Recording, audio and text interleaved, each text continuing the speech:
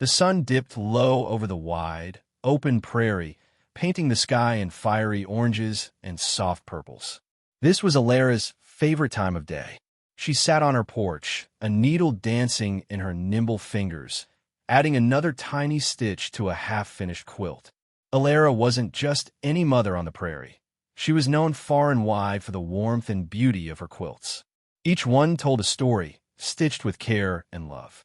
Her home, a sturdy cabin built by her own hands and her husband's, always smelled faintly of dried herbs and freshly washed linen. But of all the quilts Alara had made or seen, none held a candle to the one folded neatly in a cedar chest inside. This quilt was a true treasure, passed down from her grandmother.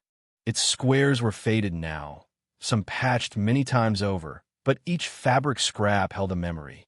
A piece of her mother's wedding dress, a scrap from her own baby blanket, even a tiny swatch from her husband's first good shirt. It wasn't just cloth, it was her family's history, a soft embrace of generations.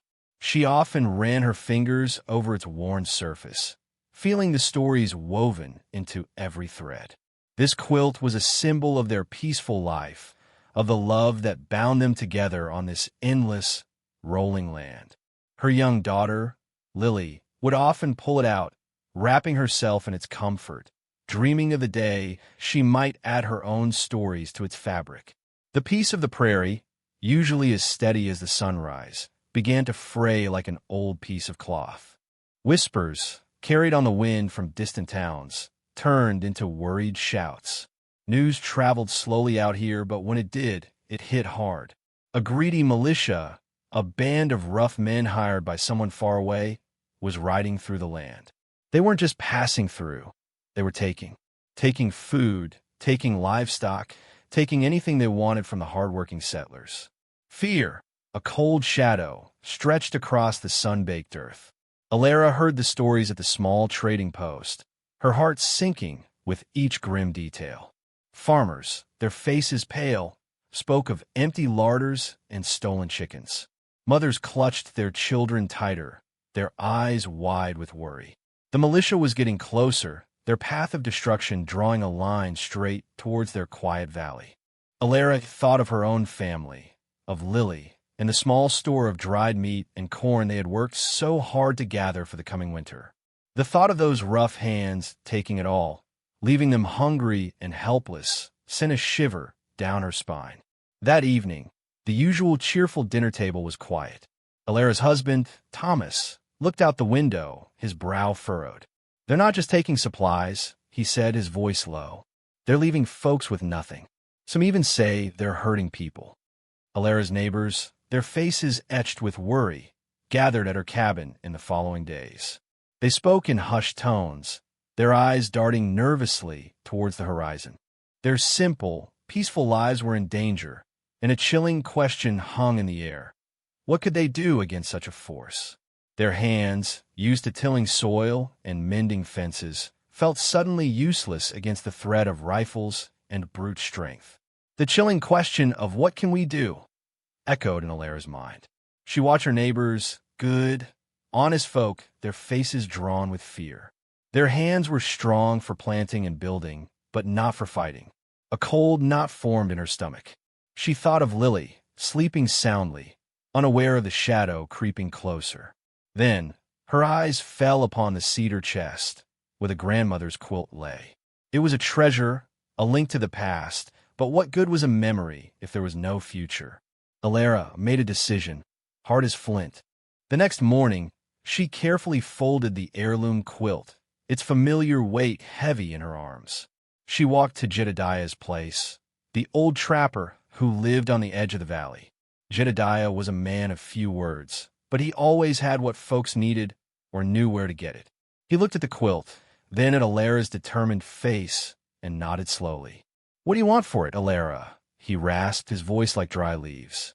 "A rifle," she said, her voice steady, "and one that works." Jedediah led her to his shed, dusty and smelling of old leather and metal. He rummaged through a pile of forgotten things, finally pulling out a long, dark shape wrapped in burlap. He unwrapped it to show a rifle, old and rusted in places but solid. Ain't pretty, he grunted, but she fires true. Needs a good cleaning, though. Alara looked at the cold metal, so different from the soft fabric she held. It felt strange and heavy in her hands, a tool of defense, not comfort. When she returned home, Thomas and Lily saw the rifle. Lily's eyes welled up when she understood what had happened. "Mama, the quilt?" she whispered, her voice trembling. Thomas put an arm around Alara. His face was sad, but his eyes held understanding. "It's a hard choice, Alara," he said, "but a brave one. We'll get it back someday." Alara knew they might not, but for now, the rifle felt like a promise of protection, a desperate hope against the coming storm. The rifle felt alien in Alara's hands, a rough, cold weight compared to the soft, familiar fabric of her quilts. But she knew it was their only hope. Thomas, despite his own unease with firearms, helped her clean the rust from its barrel, oiling its moving parts until they glinted dully. The smell of gun oil and old metal was a sharp contrast to the sweet scent of dried lavender she usually associated with her home. Every morning, before the sun was fully up, Alara would walk out to the edge of their property. With Thomas by her side, she began to learn.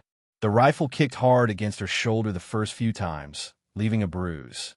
Her shots went wide, kicking up dust far from her target, a gnarled old tree stump. It was frustrating, humbling work, so different from the precise, delicate art of quilting. There were no gentle curves here, only harsh lines and blunt force. But Alara was not one to give up. She had pieced together countless tiny scraps into beautiful patterns, each stitch a testament to patience and persistence.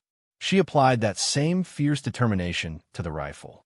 She practiced loading the powder and ball, feeling the gritty texture of the black powder between her fingers. She learned to sight down the barrel, to hold her breath just so, to squeeze the trigger smoothly. Each shot was a loud, jarring crack that echoed across the quiet prairie, a stark reminder of the new reality they faced. Her hands, usually busy with needle and thread, now gripped the rifle, calluses forming in new places. She wasn't a natural, but her will was stronger than any muscle. Thomas watched her, a quiet pride growing in his eyes. He saw not just a woman learning to shoot, but a mother fighting for her family, transforming herself for their survival. The rifle, once a symbol of sacrifice, was slowly becoming a symbol of her fierce resolve. The practice sessions, harsh and necessary, soon became critical. A rider, pale and breathless, galloped into the valley one afternoon, shouting that the militia was just a day's ride away. Their path pointed straight to Alara's settlement. The news spread like wildfire, turning fear into a desperate, hurried energy. There was no more time for quiet worry. It was time to act. Alara and Thomas quickly gathered their neighbors. Their faces, once filled with helplessness, now held a glimmer of resolve. They were farmers, blacksmiths, and homemakers, not soldiers, but they had their homes and families to protect. Alara, her rifle held firmly in her hand, spoke with a calm authority that surprised even herself. "We stand together," she declared, her voice steady.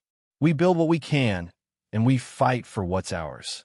Under the watchful prairie sky, the valley transformed. Wagons, usually used for hauling crops, were pulled into a tight circle, their sturdy frames forming a makeshift wall. Heavy rocks, normally cleared from fields, were rolled into place, creating low barriers. Furniture from cabins, discarded farm tools, even stacks of firewood, anything that could offer a bit of cover or slow down an attacker, was pressed into service. Children helped carry smaller stones, their eyes wide but determined. The air filled with the sounds of grunting men, the scrape of rock on earth, and the creak of wood. Women moved among them, passing water and simple meals, their own hands busy securing doors and windows. Every able body worked tirelessly, driven by the shared threat. Alara, moving among them, pointed out weak spots, suggested better placements for cover, her quilter's eye for pattern and structure finding new purpose in defensive lines. The sun set, then rose again, casting long shadows over their improvised fortress, a testament to their desperate hope. The morning dawned, not with the usual peaceful light, but with a tense, heavy stillness. Every eye was fixed on the horizon, every ear straining for the sound that would signal the end of their waiting. Then, a cloud of dust appeared, growing steadily larger, followed by the faint thud of hooves. The militia was here. A cold dread gripped many hearts, but it was met by a stubborn resolve. Alara stood at the front of the defensive line, her rusty rifle held steady. Thomas was beside her, a determined look on his face, and behind them, their neighbors, armed with old hunting rifles, pitchforks, and anything that could serve as a weapon. They weren't an army, but they were a wall of desperate people protecting their homes. The militia rode closer, a swagger in their steps, clearly expecting to find easy pickings. Their leader, a brutish man on a dark horse, sneered when he saw the meager defenses. "Step aside, folks," he bellowed, his voice rough. "Hand over your supplies, and no one gets hurt." But no one moved. Alara met his gaze, her own eyes steady. A moment of silence stretched, thick with unspoken threats. Then, a single shot cracked through the air from the militia's side, meant to scare. It whistled past Alara's ear, kicking up dirt behind her. That was the signal. Without a word, Alara raised her rifle, sighted, and fired. The loud boom ripped through the quiet morning, followed by a chorus of shouts and more shots from both sides. The air instantly filled with the sharp, acrid smell of gunpowder, mixing with the dust kicked up by the horses. The battle for their valley had begun. The prairie, usually so serene, now echoed with the harsh sounds of conflict, a stark testament to the fight for survival. The battle raged, a terrifying storm of noise and chaos. The militia, surprised by the settlers' resistance, pressed harder, their numbers larger, their training sharper. Dust and smoke filled the air, making it hard to see. Shots whistled by, splintering wood and kicking up dirt. Fear, cold and sharp, tried to creep into Alara's heart. She saw the faces of her neighbors, strained and tired, some already nursing wounds. The fight was tough, tougher than any of them had imagined. For a moment, Alara's resolve wavered. Her arms ached from holding the rifle. Her ears rang from the constant gunfire. Was this all for nothing? Would they be overrun? Just as doubt began to cloud her mind, a different kind of image flashed before her eyes. Not the cold, hard metal of the rifle, but the soft, worn squares of her grandmother's quilt. She remembered the feeling of its familiar weight, the stories held within its stitches. Each patch represented a life, a struggle, a victory. Her grandmother, her mother, generations of strong women who had faced their own hardships and had sewn their resilience into that very fabric. The quilt wasn't just cloth. It was a testament to enduring love, to the strength of family, to the quiet power of creating something beautiful and lasting in a harsh world. It was a shield made of memory and courage. That memory, so vivid and warm, chased away the fear. Alara gripped the rifle tighter, feeling a surge of new energy. The quilt might be gone, but its spirit, its message of unbreakable strength and deep-rooted love, was still with her.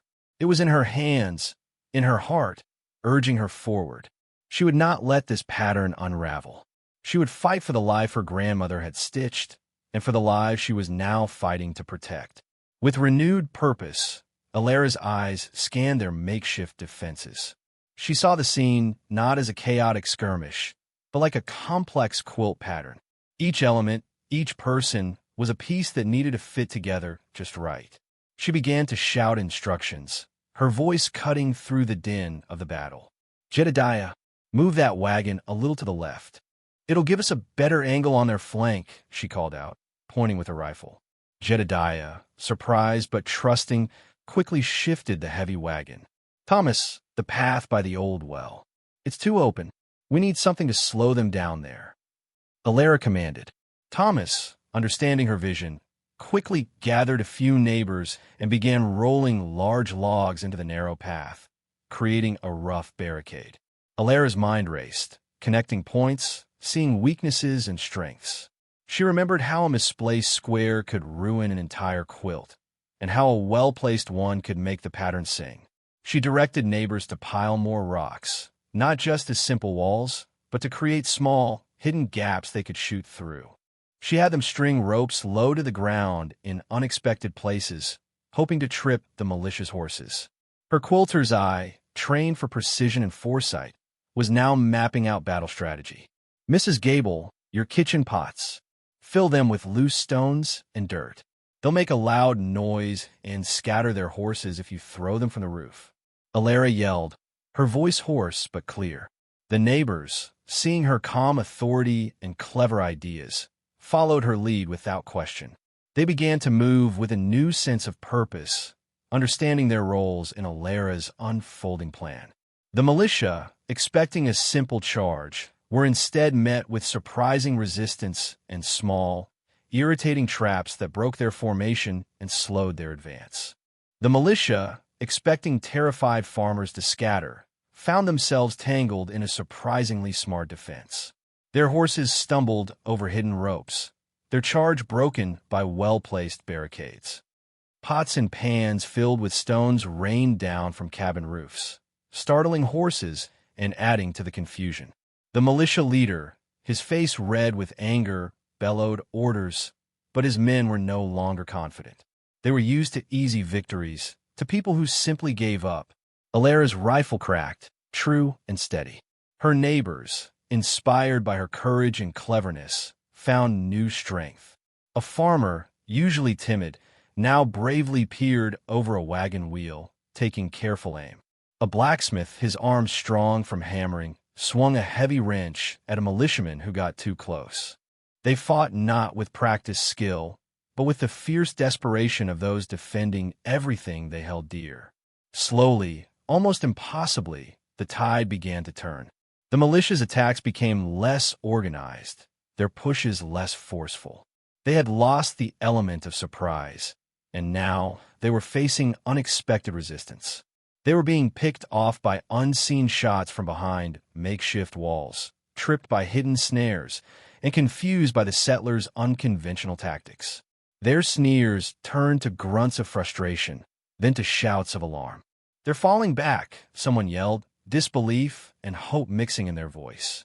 Indeed, the militia, battered and bewildered, began to pull away.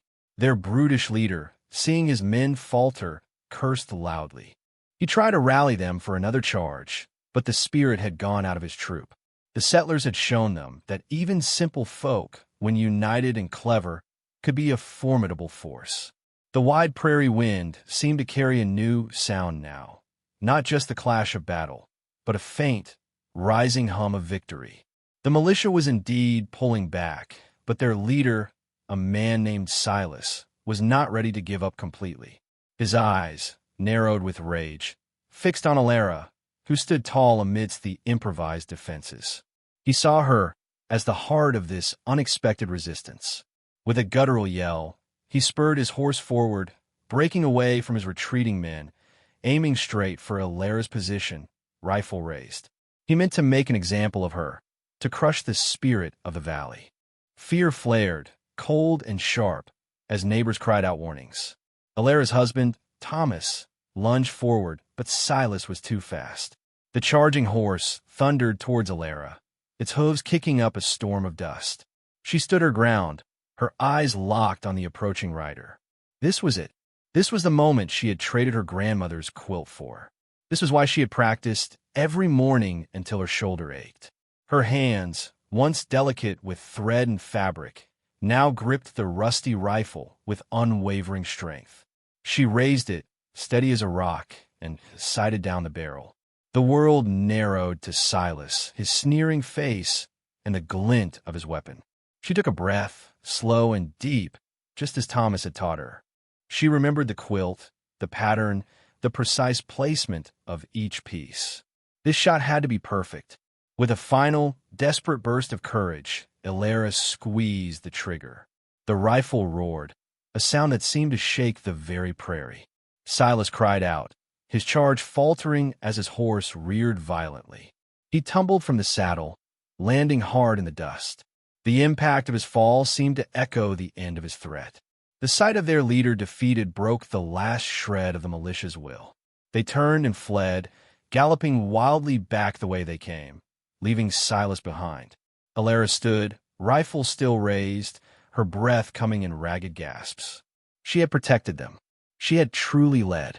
With Silas downed and the militia in full retreat, a stunned silence fell over the valley, broken only by the fading thud of hooves. Then a cheer erupted, hesitant at first, then growing into a roar of triumph. The settlers, weary and bruised, dropped their makeshift weapons and embraced one another. They had done it. They had stood their ground against a force that sought to take everything they had, and they had won. Thomas rushed to Alara, pulling her into a tight hug. "You did it, Alara," he whispered, his voice thick with emotion. Lily, who had been hidden safely inside the cabin with other children, ran out and threw her arms around her mother's legs, her little face streaked with tears but shining with relief. Neighbors gathered around Alara, their faces a mix of exhaustion and awe. Their praise, heartfelt and genuine, washed over her. "Never seen anything like it, Alara," old Jedediah grunted, a rare smile on his weathered face. Mrs. Gable, who had thrown kitchen pots with such ferocity, clapped Alara on the back. The victory was sweet, made even sweeter by the fact that they had achieved it together. They tended to their few wounded, cleared away the debris of battle, and shared their remaining food, celebrating their survival and their unity. The sun began its slow descent, painting the prairie in colors of peace once more.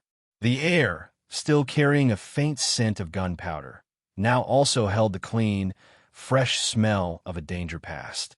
They were safe for now. The militia would not be returning to this valley. Later that evening, after the last of the dust had settled and the joyful commotion had died down, Alara sat on her porch swing. The rifle, cleaned of gunpowder and lovingly oiled by Thomas, rested against the wall beside her. She looked at her hands. They were smudged with dirt and a little scraped, but they were steady. For so long, these hands had known only the delicate dance of needle and thread, the soft feel of cotton and wool. Now they knew the rough grip of wood and cold steel, the kick of a firing weapon. The heirloom quilt was gone, a memory now, traded for a promise of safety that had been delivered. But as Alara looked at her strong, capable hands, a quiet understanding settled over her. The quilt hadn't just been a collection of fabric scraps. It was a symbol of protection, of comfort, of the enduring spirit of her family. Its pattern spoke of connection, of careful planning, of piecing together disparate elements to create a whole that was stronger and more beautiful than its parts. She realized that the spirit of the quilt, the very essence of its protection, hadn't been traded away at all. It had simply changed form. It now lived within her, guiding her aim, sharpening her mind, and steeling her resolve. The domestic craft of quilting, with its lessons of patience, precision, and intricate design, had become the very tool she used to lead and defend. The rifle, once an alien object, was now an extension of that same protective instinct. Alara was the quilt now, a living shield for her family and her community. She knew that no matter what challenges the prairie might bring, the strength sown into generations of her family would continue to live on, through her and through the life she fought to build.